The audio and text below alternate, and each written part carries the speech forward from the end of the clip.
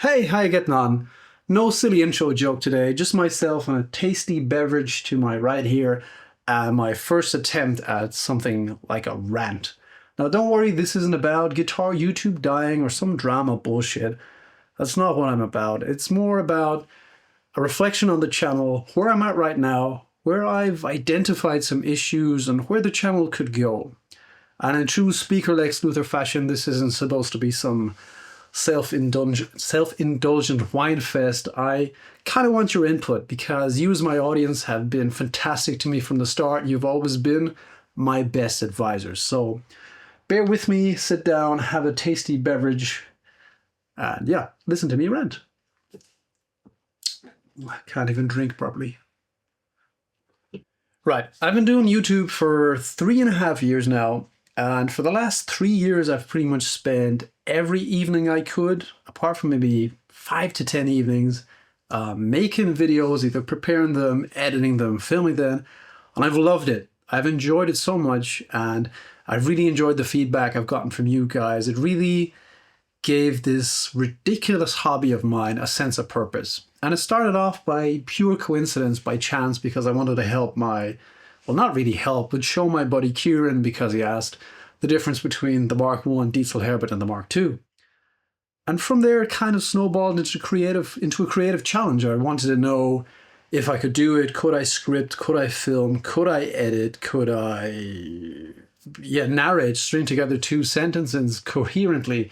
Still can't do that. I think I did fairly well on the other fronts. And after that, it became a personal challenge. Stepping in front of the camera, and as corny as it sounds, that was the last step in my personal journey, accepting how I look right now. Because over 10 years ago, 12 years ago, I lost all my hair to alopecia. If you didn't know that, if this is your first video of mine, weird choice, but welcome to the channel. And the reception you guys gave me was fantastic. I was able to make peace with that weird autoimmune disease that I caught or was born with, I don't know. And after that, I got into guitar speakers and I took you guys with me, and it's been a fantastic journey, and I've met new friends. I've been able to talk to such interesting, knowledgeable, and kind people. I mean, I'm friends with people I used to admire from afar now, and that's really freaking wild to me. That's so cool, and I can't really wrap my head around that, my bald head around that. It's cool. However, recently, I felt like it's starting to become a little stale, and it's been less fun to me and more stressful. And around the same time, the growth of the channel seems to have slowed down a bit.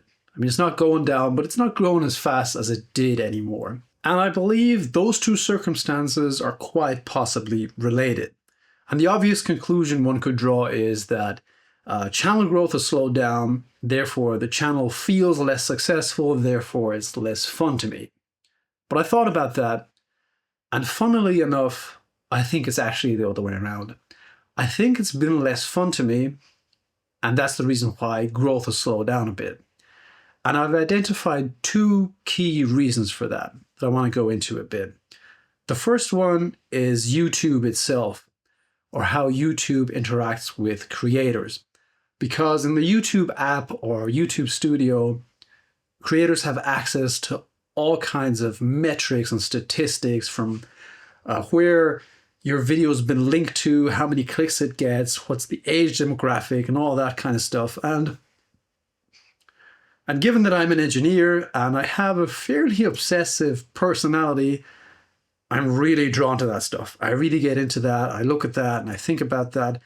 And I look at it far more often than I want to. And it's a little addictive to me. And it's not helpful. Add the algorithm to that and the thief of joy #1 comparison.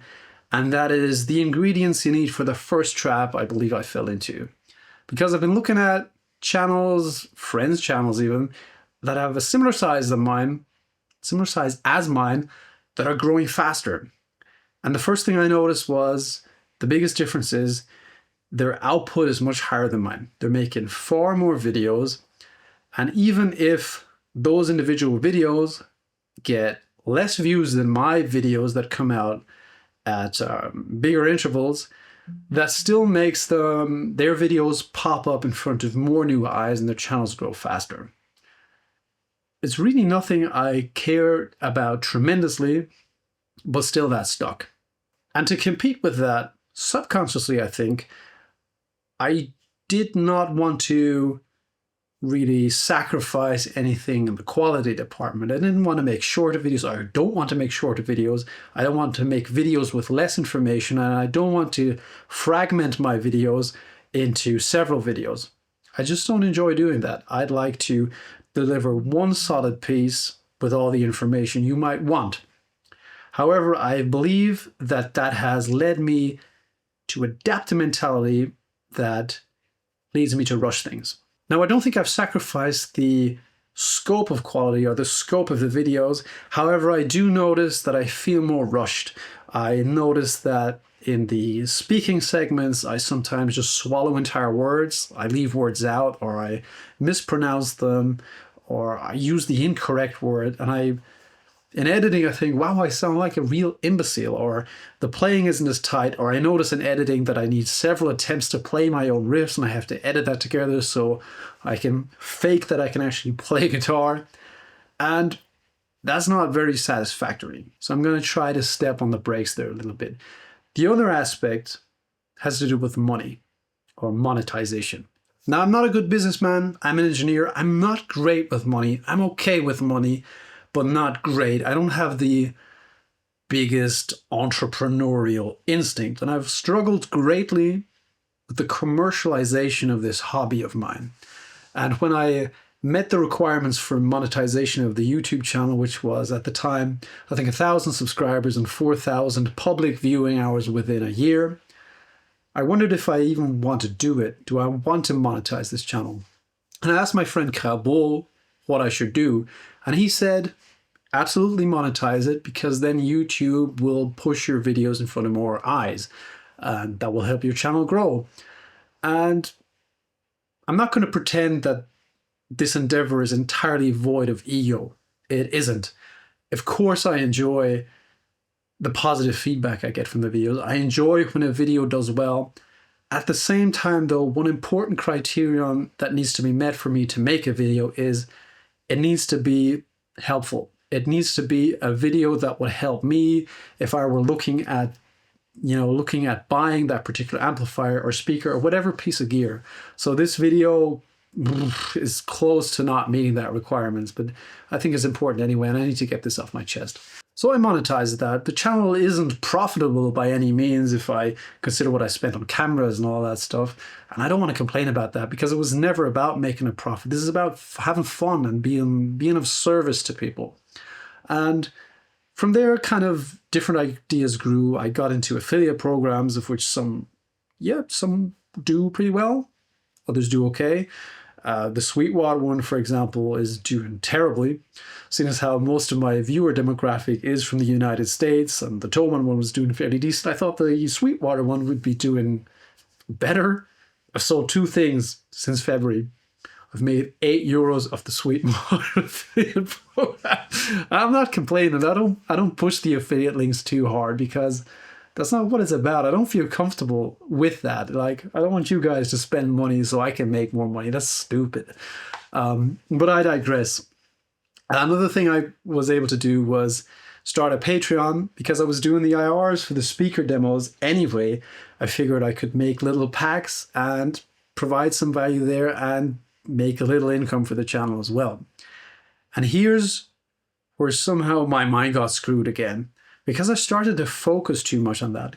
I got the Tonix pedals sometime last year, and recently the Nano Cortex, and NAMM is free. I thought, hey, for the Amside demo, I could make profiles and add them to Patreon too, and I could have several different tiers. So I added up everything tier, which costs about $10 instead of $5 for the IRs, and I added a parallel tier 1B for amp captures and stuff like that.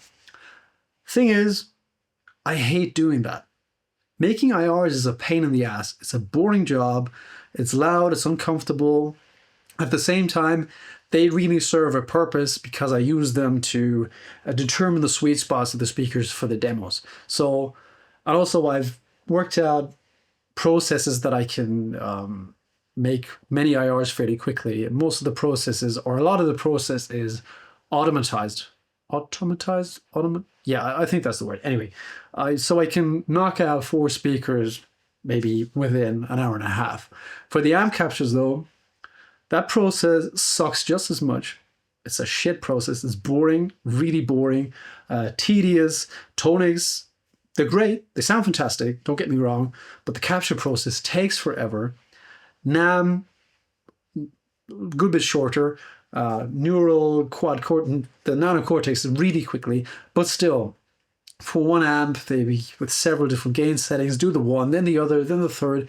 It just takes forever, and it really didn't net me much more money. And that's what I thought recently. This is stupid. You're putting in hours of extra work for very little in return. This is stupid. This is not what it's about. It's not about making money. It's about having fun. And of course, that extra job I had to do added more pressure for the output side, because I wanted to put out, because YouTube rewards consistency and you want the channel to grow, which is all bullshit. I've really lost the plot there. So what I want to do is I want to pull back on that a bit. I've already deleted that Patreon tier with the captures. I'm just going to make occasional amp captures when I feel like that, or when one amp is really special sounding to me. I want to move back a bit to the things I enjoy more on the channel, because I think you probably enjoy them more too. It's become a little formulaic. Amp video, speaker video, amp video, speaker video. And I don't really have space in between there to think about other videos, those test videos. I mean, when I did the big Vintage 30 test, that video took about a month to make. But at that stage, I was nobody on YouTube, and it kind of elevated me from nobody to person of very little significance. But still, I had the freedom to do that then. And for years, I've been planning on making a big tube comparison video, like the difference in power tubes and preamp tubes, kind of a reply to Glenn Fricker's video. And I just haven't been able to find the time there, because I've been stressing myself about all that bullshit. And it's just stupid. And I really want your input on this as well. What would you like to see on the channel? Because my community is fantastic. I don't want to be the next Ola England. I don't want that much attention. I don't want that huge platform. I'd rather have a smaller but better community, because I really enjoy reading your guys' comments. It's really rare that a stray dickhead comes into the comment section and leaves a shitty comment. Really, my comment sections are really fucking cool. And you guys, if you have advice, it's always constructive. And in the most cases, contrary to other constructive criticism that I see on this platform, often it's good criticism. It's stuff that's actually useful, not some stupid opinion that has no base. So I feel like the channel has gone through some sort of natural progression. We've added things on. It's become more complex. It's become more fun for the most part, until recently when I kind of lost the plot and went in this stupid direction. Anyway, I don't want to rehash that. But that had to do with leaving my comfort zone. And speaking of the commercialization of this hobby, leave my comfort zone, and Glenn Fricker, I'm probably going to meet Glenn Fricker in a little over a week, because I'm going to 42 Gear Street. So very much leaving my comfort zone, interacting with loads of different people. It's a very commercial heavy event, because it has to do with networking between different YouTubers. Unfortunately, I think I am a YouTuber at this point, and brands, of course. And as I said, that's something I struggle with. I want to look at that. I don't want to make videos pushing products that I don't really care about. So if I make a video about a product that is with a company together, either if they're paying me, which hasn't happened yet, or they let me keep the gear, it needs to be something that I identify with, that I find useful, that is good. So the Fane speakers, Jensen speakers, the KG amp switchers, the Red 7 stuff, the Lichtem audio stuff, those products all come from companies that have really cool people in them, really good people that care about what they do. And I have no problem shilling for those people, because I have 100% faith that those guys stand behind their products, and if something were to go wrong with them, they'd fix the issue. So yeah, where was I?